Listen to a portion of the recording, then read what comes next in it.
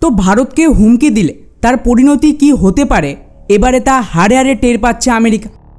যার আওতায় এখন সরাসরি মার্কিন তেল আমদানির ওপর এমন কড়া ব্যবস্থা নিয়েছে ভারত যে কয়েক বিলিয়ন ডলারের ব্যবসা রাতারাতি মুখ থুবড়ে পড়েছে। কারণ আজ থেকে কিছুদিন আগে একটা খবর আসে যেখানে আমেরিকা একদিকে ভারতকে হুমকি দেয় যে ভারত এক্ষুনি রাশিয়ার তেল আমদানি বন্ধ করুক, তা না হলে ভারতের ওপর ওরা এমন ট্যারিফ চাপিয়ে দেবে যে ভারতের ইকোনমি নড়ে যাবে। এখন স্বাভাবিকভাবেই আমেরিকা ভারতকে হুমকি দেবে আর ভারত চুপচাপ বসে দেখবে, এটা তো হতে পারে না। তো আমেরিকার হুমকিকে উপেক্ষা করে ভারত কি করে, রাশিয়া থেকে তেল আমদানি টেম্পোরারি যা কমেছিল তাকে আরও বাড়িয়ে দেয়। অর্থাৎ বেসিক্যালি এটা আমেরিকাকে ভারতের জবাব ছিল যে আমরা তোয়াক্কা করি না আমেরিকার এই হুমকিকে। ফলে এর পাল্টা আমেরিকাকে মুক্ত বাঁচাতেই হবে। তো ওরা কি করে, পাল্টা দান চালে।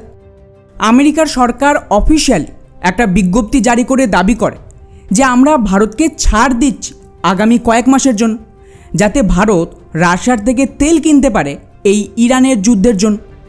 অর্থাৎ বেসিক্যালি আমেরিকা পুরো ন্যারেটিভকে নিজেদের দিকে ঘুরিয়ে দিল এবং এটাকে নিয়েই ভারতের অপোজিশন জোর কদমে আমেরিকার ন্যারেটিভকে ভারতে প্রচার করে যে ভারত তো আমেরিকার সামনে সারেন্ডার করে দিয়েছে। ব্যাস, ভারত সরকার বুঝে যায় যে আমেরিকাকে একটা শিক্ষা না দিলে ওরা কিন্তু থামবে না। ভারত গত বছর আমেরিকার সাথে ট্রেড ডিল করার জন্য রাশিয়ার সাথে আমেরিকার থেকেও কিছু তেল আমদানি শুরু করেছে এবং রিপোর্ট অনুযায়ী সেই সময় মানে ডিসেম্বর 2025 নাগাদ মার্কিন তেল আমদানি ভারতে এতটাই বেড়ে যায় যে প্রায় আমাদের সমস্ত প্রয়োজনীয় তেলের 14 থেকে 15% আমেরিকা থেকে আসছিল। এতে আমেরিকার ন্যারেটিভ যে তৈরি হচ্ছিল সেটা আরও বড় হয় এবং ওদের সুবিধাও হয় যে দেখো ভারত কিন্তু আমাদের ভয় রাশিয়ার তেল আমদানি কমিয়ে দিয়ে আমেরিকান কোম্পানি থেকে তেল কিনতে বাধ্য হচ্ছে। তো পাল্টা এখন খবর আসছে যে ভারত সরকার আমেরিকার এই পুরো ন্যারেটিভকে কাউন্টার করতে দুটো অ্যাকশান নিয়েছে। এক হলো রাশিয়ার তেল আমদানি আরও বাড়িয়ে দিয়েছে, আর দুই এবং সবচেয়ে ধামাকাদার অ্যাকশান হলো আমেরিকা থেকে এই যে 14 বা 15% তেল ভারত আমদানি করছিল তাকে আচমকায় কমিয়ে দেয়। ব্যাস, এতেই আমেরিকার মাথায় হাত পড়ে গেছে। কারণ আগে যেখানে আমেরিকা থেকে দৈনিক 4,39,000 ব্যারেল তেল ভারতে আমদানি করা হতো, তা কমতে কমতে এখন এমন পর্যায়ে পৌঁছেছে যে মাত্র 1,38,000 ব্যারেল তেল ভারত আমদানি করছে।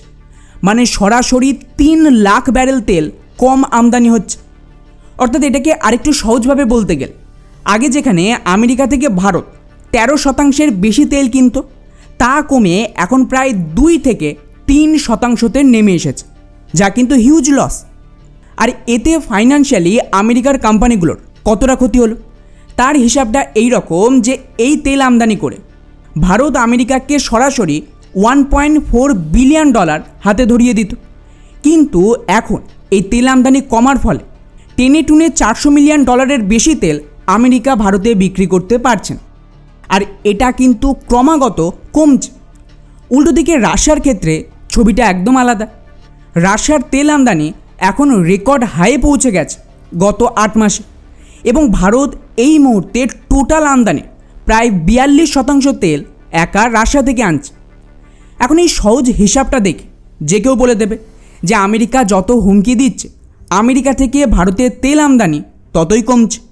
উল্টো দিকে ওরা যত রাশিয়ার তেল আমদানি বন্ধের একটা মিথ্যে গল্প ফাঁদছে, ততই কিন্তু ভারত রাশিয়া থেকে তেল আমদানি বাড়িয়ে দিয়েছে, যেটা সরাসরি আমেরিকা এবং তাদের যে সমস্ত দালাল রয়েছে তাদের গালে কষিয়ে চড়ছিল। এবং এটা সাফ ইঙ্গিত যে আমেরিকার দাদাগিরিকে ভারত জাস্ট পাত্তাই দেয় না। এবং এই কারণেই মার্কিন বিদেশমন্ত্রী ভারতে আসলে ভারত সরকার তাকে জাস্ট অপমান করেই তাড়িয়েছে, কারণ তার জন্য কোনো বিশেষ প্রোটোকল দেয়নি। এমনকি উনি যখন ফেরত যাচ্ছিলেন সেই সময়েও কোনো বড় অফিসার ছিল না, কয়েকজন পুলিশ ছাড়া। ফলে আশা করি আমেরিকা তার মেসেজটা পেয়ে গেছে, আর এতেই আমেরিকা এতটা ক্ষেপে গেছে যে নতুন করে ভারতের ট্যারিফ লাগানোর হুমকি দিচ্ছে। এখন লাগাও ট্যারিফ যত ইচ্ছে।